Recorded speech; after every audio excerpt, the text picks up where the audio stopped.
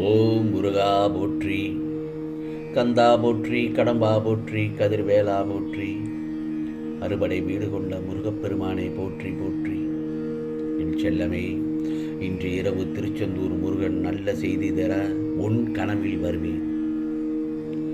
நான் சொல்வதை கேட்டு மகிழ்ச்சியுடன் தூங்கு.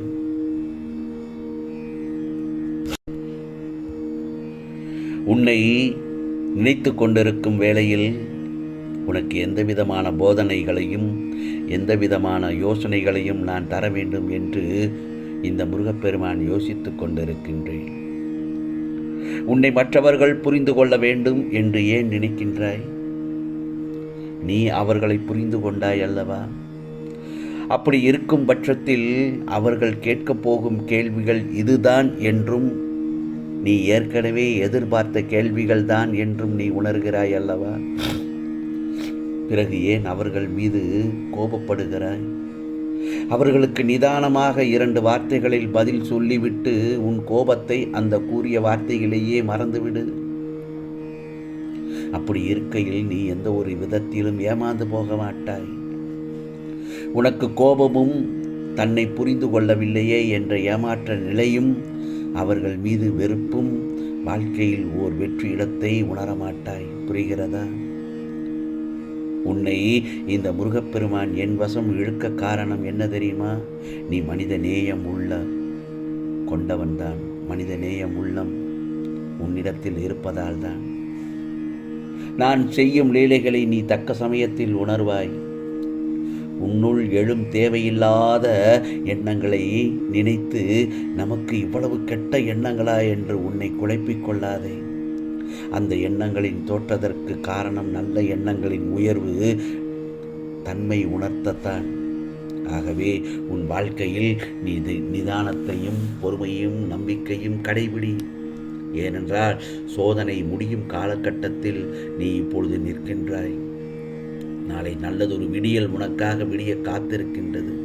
அது உன்னை சீண்டி பார்க்கும் பொறுமை நிதானம் இவை சோதிக்கும்படிதான் நடக்கும். நம்பிக்கையை மட்டும் கெட்டியாக பிடித்துக்கொள். விரக்தி, அகங்காரம், துக்கம், கோபம், குழப்பம், மன உளைச்சல் போன்றவர்களுக்கு அதிக இடம் கொடுத்து விடாதே. புகழ்ச்சிகளுக்கும் அவமானங்களும் மாறி மாறி வரும் தான் செய்யும். அவை யாவும் உன் உள்ளத்தில் தங்கிவிடாதபடி பார்த்துக்கொள். என் செல்லமே, முயற்சியும் நம்பிக்கையும் இல்லாமல் வாழ்க்கையை எதிர்கொள்வது கொஞ்சம் கஷ்டமான காரியம்தான். உனது எதிர்காலத்தை பற்றி யோசிப்பதில் தவறே இல்லை. ஆனால் நீ அதையே சிந்தித்து கொண்டு இப்பொழுது நடந்து கொண்டிருக்கும் சூழ்நிலையில் கவனமாக செயல்படாமல் உன் நிலைமையை சிக்கலாக்கிக் கொள்கிறாய். அதுதான் உனக்கான பிரச்சனைக்கு காரணம். ஆகவே வீணாக எந்த ஒரு கவலையும் எந்த விதத்திலும் பலன் தராது. கவலைப்பட்டு எதுவும் ஆகப் போவதில்லை. எல்லாம் நன்மைக்கே என்று எடுத்துக்கொள்.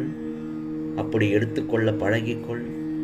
என்னுடைய செல்ல பிள்ளை எது நன்மையோ அதை மட்டும்தான் என் செல்ல பிள்ளைக்கு நான் அளிப்பேன் என்பதில் சந்தேகமே இல்லை.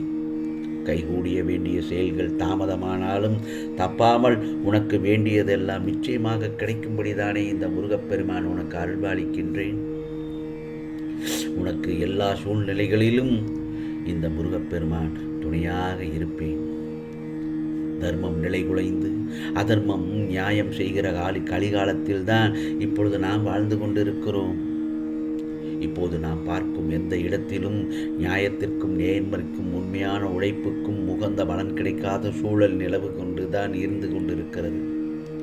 நேர்மையாக வாழ்பவர்கள் இந்த பிரபஞ்சத்தில் அலைக்கழிக்கப்படுகிறார்கள் என்பதில் நிதர்சனமான உண்மைதான். ஏமாற்றுகிறவர்கள், பொய் பேசுவதை அன்றாட தொழிலாக வைத்திருப்பவர்கள், மற்றவர்களுடைய சொத்தை அபகரிப்பவர்கள், காம வெறியர்கள் ஆகியோர் சீரும் சிறப்புமாக வாழ்ந்து கொண்டிருக்கிறார்கள். நிலை தவறுகிறார்கள். தங்கள் வாழ்வில் நடக்கிற ஒவ்வொரு நிகழ்வுக்கும் ஜோதிடம், அருள்வாக்கு என சதா அலைந்து கொண்டிருக்கிறார்கள். இதனால் அவர்களின் பிள்ளைகளுடைய வாழ்க்கை கெட்டுவிடுகிறது. இறைவனை நம்பும் மக்களுக்கு நல்லவர்களும் கெட்டு போகக்கூடாது. கடனிலும் கஷ்டத்திலும் சிக்கி அல்லல் படக்கூடாது. பொய் பேசுபவர்களின் பேச்சை இனியும் நம்பி ஏமாறக்கூடாது என்ற நோக்கில் நான் நல்லவர்களையும் கருணை மனம் உள்ளவர்களை மட்டும் தேடி பிடித்து அவர்களுக்கு உதவி செய்கிறேன்.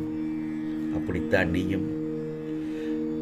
என்னால் நிச்சயமாக உன்னை காப்பாற்றப்படுவதற்காகத்தான் உன்னை நான் தேர்ந்தெடுத்திருக்கின்றேன். கவலைப்படாதே. காலம் யாருக்காகவும் காத்திருப்பதில்லை. எவ்வளவு கஷ்டப்பட்டாலும் கடந்த காலத்தை மாற்ற முடியாது. நடந்து முடிந்ததை நினைக்காமல் நடக்கப் போவதை பார். ஓடிக்கொண்டிருக்கும் உனது வாழ்வின் இன்று நிச்சயமாக நல்லதொரு நிகழ்வினை இன்று இரவோடு உனக்கு நடத்தி காட்டுவேன். நாளைய பொழுது அதைவிட நல்லதொரு பொழுதாகத்தான் உனக்கு விழியும்படி உனக்கு இந்த முருகப்பெருமான் அருள்பாலிப்பேன். ஆகவே உண்மையை பேசுக்கு, உண்மையை மட்டுமே பேசு. பிறருக்கு தீமை செய்யும் உண்மையை பேசாதே. பிறருக்கு எது நன்மையோ அதை பேசு. பிறரை இனிமைப்படுத்திய பொய் பேச வேண்டாம். இதுதான் தர்மம். ஆகவே நிச்சயமற்ற தன்மை ஒரு மிகப்பெரிய பரிசாக இருக்கலாம். அது நம்மை பிரம்மாண்டமான நம் குணத்தை செம்மைப்படுத்துகிறது, நம் நம்பிக்கையை பலப்படுத்துகிறது. தழுவிக்கொள். நம்மையோ அல்லது நமது திறமைகளையோ குறைத்து மதிப்பிட வேண்டாம். பிழைகள் நாம் இருக்கும் இடத்திலிருந்து நாம் இருக்க விரும்பும் இடத்திற்கு அழைத்துச் செல்லும் படிக்கற்கள். வேதனையையும் துன்பத்தையும் வெல்லும் ஆற்றல் நம்மிடம் இருக்கிறது என் செல்லமே. உயிரோடு இருப்பதன் அர்த்தம் அதுதான். நம் வாழ்க்கையில் பல விஷயங்கள் சேராத போது கழிக்கத் தொடங்குங்கள். உனது தற்போதைய வாழ்க்கையிலும் அதற்கு அப்பாலும் தெய்வீக பிரசனத்தால் ஆசீர்வதிக்கப்படுவாய். கவலைப்படாதே. ஆம் செல்லமே, இது என்ன நடந்தாலும் நான் பொறுமையாக இருந்து நிச்சயமாக இந்த முருகப்பெருமானிடம் முறையிடுவேன் என்று மட்டும் உன் மனதிற்குள் சொல்லிக்கொண்டே இரு. கஷ்டங்கள் வரும் சமயத்தில் என்னுடைய நாமத்தை சொல்லிக்கொண்டே இரு. ஏனென்றால் என்னுடைய நாமத்திற்கு அவ்வளவு சக்தி உள்ளது. அவ்வுத பொறுமையை வளர்க்க என்னிடம் அதை மட்டும் சொல்லிக்கொண்டு முருகா முருகா என்று என்னிடத்தில் பிரார்த்தனை செய். இது உன் மன வலிமையை அதிகமாக்கி சகலத்தையும் கொண்டு வந்து சேர்க்கும். தன்னம்பிக்கை வளர 2 விஷயங்கள் மட்டும் தேவை. தைரியம். அதில் முதலாவது, இதை கடைபிடித்தால் எந்த வேலையும் சுலபமாக முடியும். அஞ்சாமை வாழ்வு, அச்சம் மரணம் என்பதை நீ அறிய மாட்டாயா? துணிவே வாழ்க்கையின் துணை என்பது உனக்கு தெரியாதா? ஆகவே முதலில் தைரியத்தை வளர்த்து கொள்ளவும் அது கடவுளை உனக்குள் அழைத்து வந்து அமர வைக்கும். அடுத்து சுயநலமின்மை இருந்தால் எந்த ஒன்றும் இன்பமாக தெரியும். சுகமும் துக்கமும் உன்னை நெருங்காது. ஆகவே தீமைகள் வந்தால் அதை நம்மை பக்குவப்படுத்த வந்தது என நினைத்து அதை ஏற்று தீர்க்கும் முயற்சியிலேயே பக்குவப்பட்டுக்கொள். தோல்வி என நினைத்து கொண்டு காலத்தை கடத்தாதே. இனி அந்த வார்த்தை உன் வாயில் இருக்காது. ஆம் செல்லமே, நீ நல்லதொரு விஷயத்தில் நாளை நிச்சயமாக ஜெயிக்கப் போகிறாய். ஆகவே இந்த முருகப்பெருமான் ஆசீர்வாதத்தோடு நிச்சயமாக நிம்மதியாக கண்ணுறங்கு. உனக்கானது எல்லாம் நல்லது நடக்கும். நல்லது மட்டுமே நடக்கும். அதுவும் நன்மையாகவே இருக்கும். ஓம் முருகா சரணம். ஓம் முருகா சரணம்.